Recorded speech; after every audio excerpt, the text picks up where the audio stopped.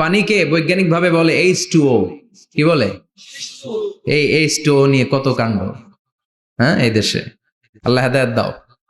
আসরে পড়েন আমিন। তার মানে হাইড্রোজেন থাকে দুইটা, হাইড্রোজেনের দুইটা মলিকিউল আর অক্সিজেনের একটা মলিকিউল। তো এই দুইটা গ্যাস একসাথে হলে পানি হয়ে যায়। কিন্তু একসাথে আমরা বানাতে পারি? বানিয়ে পাঠাইছে কে? কথা বলেন কে?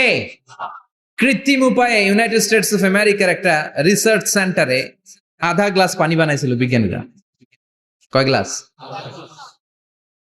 হাইড্রোজেনের দুইটা মলিকিউল আর অক্সিজেনের একটা মলিকিউলকে মিঙ্গেল করে আর্টিফিশিয়াল ওয়াটার তারা বানিয়েছিল। এতে বাংলাদেশি টাকায় খরচ করেছে প্রায় 3 কোটি টাকা।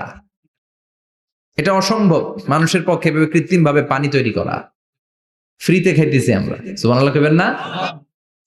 তার মানে পানি দিয়ে আমরা আগুন নিবাই। পানির মধ্যে দুইটা গ্যাস, একটা হলো হাইড্রোজেন আর একটা হলো অক্সিজেন। এই গ্যাস দুইটা দিয়ে আবার আগুন নেভানো যায় না। এই গ্যাস দুইটা আলাদা হলে এগুলা আবার আগুন জ্বালায়। সুবহানাল্লাহ কর। তার মানে কিয়ামতের দিন পানি আর পানি থাকবে না, পানির মিশ্রিত দুইটা গ্যাসকে আল্লাহ আলাদা করবে। ফলে পৃথিবীর ভেতরে থাকা আগুনগুলো বের হয়ে আসবে, গোটা সাগরের মহাসাগরের পানিগুলো দাউ দাউ করে জ্বলবে।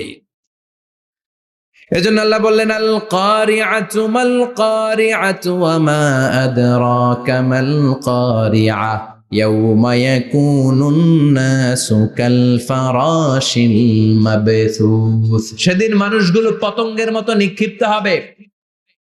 ওয়া তাকুনুল জিবালু কাল ইহনিল মানফুশ। তুলাকে ধ্বনিত করা হলে ছোট্ট ছোট্ট তুলার কণা বাতাসে যেমনে ভেসে বেড়ায়, পৃথিবীর বড় বড় পাহাড়গুলো এরকম বাতাসের মধ্যে মেঘের মতো ভাসতে শুরু করবে। সুবহানাল্লাহ বলেন। তুলা পিটায় না এমনি, পিটাইলে দেখবেন কিছু পাতলা তুলার কণা বাতাসের মধ্যে ভেসে বেড়াচ্ছে। এটা ফু দিলে আরো উড়ে, বাতাস পাইলে আরো উঠতে থাকে, কই যে যায় নিজেও জানে না। ছেড়ে নাই, পাহাড়গুলোর কে এরকম তুলার মতো ধ্বনিত করবে কে?